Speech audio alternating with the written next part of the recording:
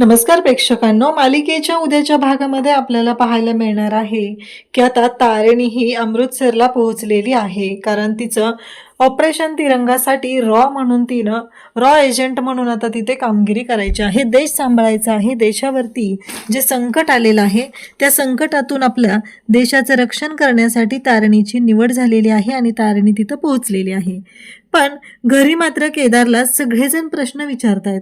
आता सगळ्यांना असं वाटत असतं की ती मैत्रिणीकडे गेली आहे तर मग कुठे गेली आहे, तिच्या मैत्रिणीचा नंबर वगैरे आहे का? कारण तारणीला आता तिची ओळख लपवावी लागणार आहे. कोणाला काहीच सांगायचं नाही आहे. ती घरातून निघून गेलेली आहे आणि तारणी कुठं गेली आहे, कुठल्या मैत्रिणीकडे गेली आहे, म्हणजे मैत्रीण कुठं राहते याबद्दल काहीच केदारला माहीत नाही आहे. आणि त्यामुळं मात्र आता युवराज केदारला म्हणत असतो की सांग ना, काय झालं का तुझी बायको तुला पण सोडून गेली रे? म्हणजे तिथं आता दुसऱ्या याराबरोबर तिथं रंगणार आहे असं वाटेल ते शब्द युवराज वापरत असतो. आणि तेव्हा मात्र केदारला खूप वाईट वाटतं आणि केदारला राग येतो. त्या क्षणी केदारने आता युवराजची गचंडी पकडलेली असते, गळा पकडलेला असतो आणि त्याला त्याला विचारू लागतो की तुझी लायकी नाही आणि ती कुवतही नाहीये. तारिणी काय आहे ना हे तुला माहिती नाहीये. तू तारिणीच्या चारित्र्यावर शिंतोडे उडवतो, तुला लाज वाटत नाहीये असं म्हणत इकडे केदारने आता मारायला सुरुवात केलेली असते. तेव्हा मात्र इकडे केदारला लक्षात आलेलं असतं की हा युवराज जो आहे तो वाटेल तसं बोलत चाललेला आहे. केदारला खरं तर वाईट वाटत असतं. आणि तेव्हा मात्र इकडे पाहायला मिळतं तारिणी आता अमृतसरला पोहोचलेली आहे. तारणीला आता नवीन ओळखपत्र, त्याच्यामध्ये आधार कार्ड, पॅन कार्ड या सगळ्या गोष्टी मिळालेल्या आहेत. म्हणजे तारणी बेलसरे ही ओळख आता संपलेली आहे आणि तारणीला नवीन ओळख आहे आणि ती नवीन ओळख घेऊन तिला तिथे राहायचं आहे. हे सगळं कशा पद्धतीने होणार आहे ते आपण डिटेलमध्ये पाहणार आहोत. त्यासाठी हा व्हिडिओ शेवटपर्यंत पहा. त्याचबरोबर चॅनलवरती नवीन असाल तर चॅनलला नक्की सबस्क्राईब करा. इकडे आपल्याला पाहायला मिळतं की आता भल्या पहाटे तारिणी उठलेली असते आणि ती उठल्यानंतर आता इकडे तारिणी एक चिठ्ठी लिहायला घेते. कारण तारिणीला माहिती आहे की काही झालं तरीही आज आपल्याला घरातून जायचं आहे. तारिणीने डिसिजन तर घेतलेला आहे, त्यामुळे तारिणीला आता जावं लागणार असतं. मग तारिणी तयार होते आणि बाप्पाच्या समोर येते आणि हात जोडून म्हणू लागते की या घरावर येणारं संकट टाळण्यासाठी, घरावर येणारं संकट नष्ट करण्यासाठी मी व्रत करत होते, पण ते उद्यापन मात्र मी करू शकणार नाहीये. खरंच मला माफ कर, कारण देवा तुलाच माहिती आहे की मी कुठे जाणार आणि काय करणार आहे. आता घराबरोबर देश सांभाळायचं ठरवलेलं आहे, त्यामुळं मला हा निर्णय घ्यावा लागत आहे असं इकडे तारणी बाप्पाच्या समोर हात जोडून बोलत असते. तेव्हा मात्र इकडे तारणीच्या या बोलण्यामध्ये स्पष्टपणे जाणवत असतं की तारणीला वाईट वाटतंय. खरं तर तारणीने हे सगळं सांभाळायचं ठरवलेलं आहे. या सगळ्या गोष्टी तिने स्वतः एक्सेप्ट केलेल्या आहेत, त्यामुळे तर आता तिला जास्तच वाईट वाटत असतं. पण आता घरातून बाहेर पडताना तारणीला मंगळसूत्र, बांगड्या हे सगळं आता काढून ठेवायचं असतं. कारण त्यातली कुठलीच गोष्ट तारणीच्या अंगावरती नको असते, त्यामुळे ते सगळं ठेवून तिथं जायचं आहे.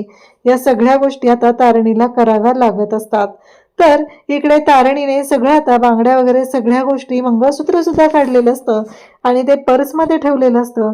आणि तारणी आता या खांडेकरांच्या घरातून बाहेर पडत असते.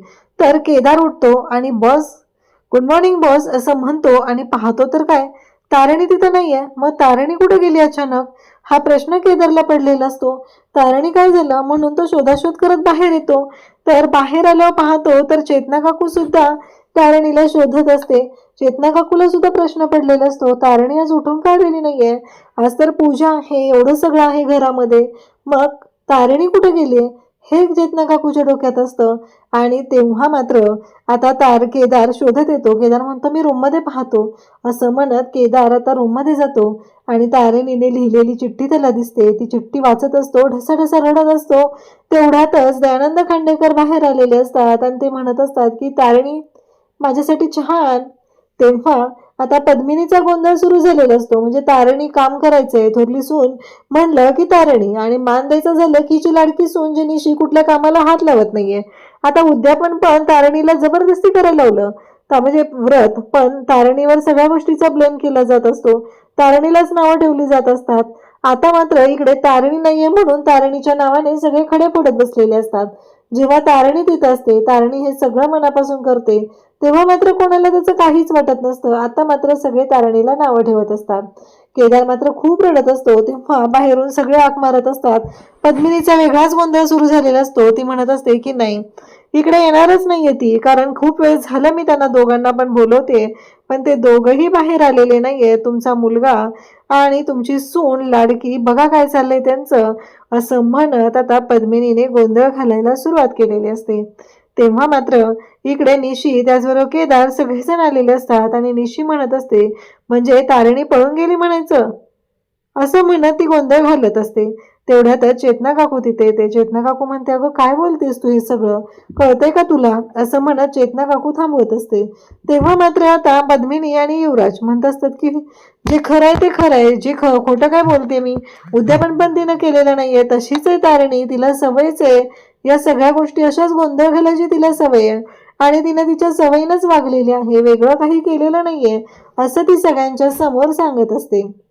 तेव्हा मात्र आता तिथे तारिणीच्या बाबतीत बोलणं सुरू झालेलं असतं. तेवढ्यातच कौशिकी वगैरे सगळे तिथं जमलेले असतात आणि आता कौशिकीला लगेचच पद्मिनी जाब विचारू लागते, बोल ना काय झालं, नाही आता बोल, का तुझ्याकडे बोलायला तोंड नाहीये, असं म्हणत ती कौशिकीला जाब विचारत असते.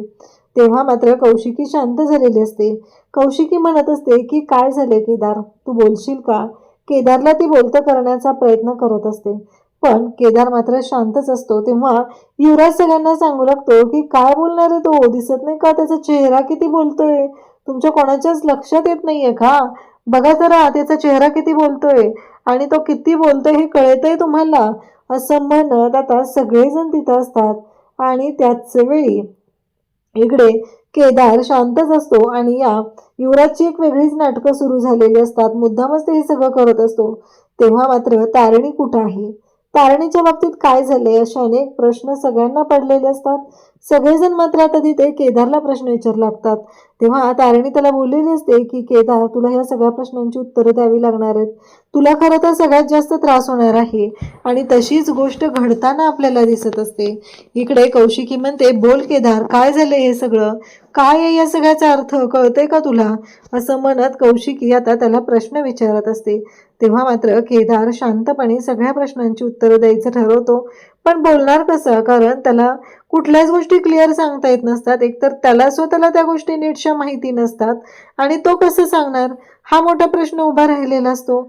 आणि इकडे मात्र दयानंद काका म्हणजेच केदारचे बाबा म्हणू लागतात की केदार, हे सगळं काय चाललंय, कुठे गेले तारिणी, तुझ्या लक्षात येत नाहीये का, या सगळ्याचा अर्थ काय आहे, या सगळ्या गोष्टी अशा कशा झालेल्या आहेत, असे अनेक प्रश्नच पडलेले असतात.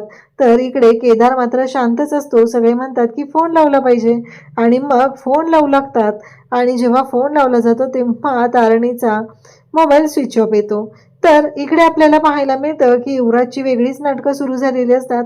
युवराज मात्र वेगळ्याच पद्धतीने हे सगळं जेव्हा घडत असतं तेव्हा युवराज म्हणत असतो की बरोबर आहे, फोन लागत नाहीये, ती कुठं गेलीये, कोणत्या मैत्रिणीकडे गेलीये, या सगळ्याच गोष्टी, आता या सगळ्या गोष्टी तुमच्या लक्षात येत आहेत का, या सगळ्याचा अर्थ काय आहे, असं म्हणत आता बोलत असतात.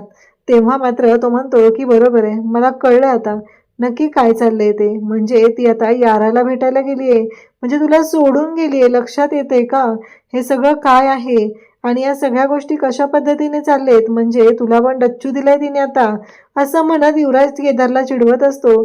तेव्हा मात्र केदार जाम चिडलेला असतो आणि तो युवराजची कॉलर पकडतो आणि त्याला जाब विचारू लागतो, तुला कळतंय का तू काय बोलतोय, माझ्या बायकोबद्दल कुठलाही शब्द बोललेला मी खपवून घेणार नाही, एवढं लक्षात ठेव, असं म्हणत तो आरडाओरडा करत असतो. आणि तेव्हा मात्र इकडे युवराजला केदारने मारायला सुरुवात केलेली असते. नेमकं त्यावेळेस तो म्हणतो की तारिणी काय आहे हे तुम्हाला कळणारही नाहीये, कारण ते कळण्याइतपत तुझी बुद्धीही नाहीये, असं म्हणत केदारने तारिणीबद्दल बोलायला सुरुवात केलेली असते. तेच केदारला माहिती आहे की काय होऊ शकतं, या सगळ्या गोष्टी केदारच्या सुद्धा लक्षात आलेल्या आहेत. आणि इकडे आता केदारला फोन आलेला असतो आणि टेक्नो सांगत असतो की जे मॅडमनी सगळ्यांना एकत्र बोलवलेलं आहे. अशाच अपडेटसाठी चॅनलशी कनेक्ट राहा. थँक्यू.